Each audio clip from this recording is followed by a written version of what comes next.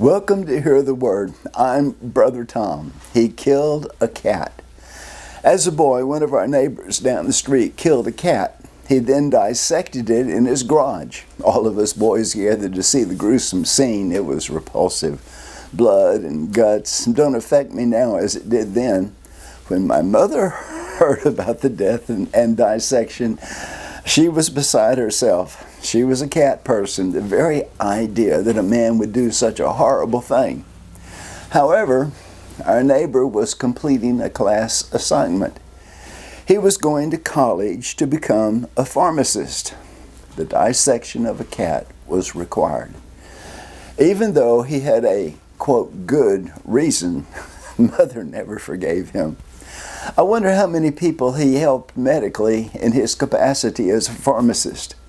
Many times our assignments on earth are less than pleasant. God knows how to educate us or discipline us. Whatever it takes to get our attention and teach us His ways. Our experiences, good and bad, help us to understand the needs of others. The Lord expects us to care about others. The more we go through, the more we're able to minister to the needs of those around us. 2 Corinthians 1:4 says, "Who comforteth us in all our tribulation, that we may be able to comfort them which are in any trouble by the comfort wherein we ourselves are comforted of God." Been there, done that. Hard times, God brought us through them. Now we are privileged to comfort those having a hard time. A teenage, pregnant, unwed daughter, been there. Son in jail, been there. Cancer threatening the life of a loved one, been there. Death of a parent, been there. I don't care to list the things I have not experienced that others have. The list would be endless. But I'm thankful for the comfort that I have received, and am certain that in the future, when trouble comes my way, Jesus will be near to help me. Then, after the storm is past, I will be better qualified to comfort others.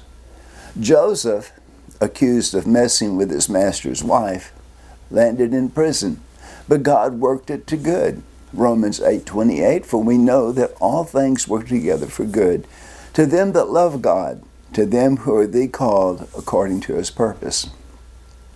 Peter, put on death row for being faithful to Jesus, resulted in him and the church growing in grace. Acts 12:7. "And behold, the angel of the Lord came upon him, and a light shined in the prison, and he smote Peter on the side, and raised him up, saying, Arise up quickly, and his chains fell off from his hands." Paul, put on death row, gave him the opportunity to write much of our New Testament. Jesus comforted Paul. Paul still comforts us today, though he's been dead for many centuries. Perhaps the cat that someone has to dissect may repulse you, but if they're doing it for the Lord, He will turn it for good.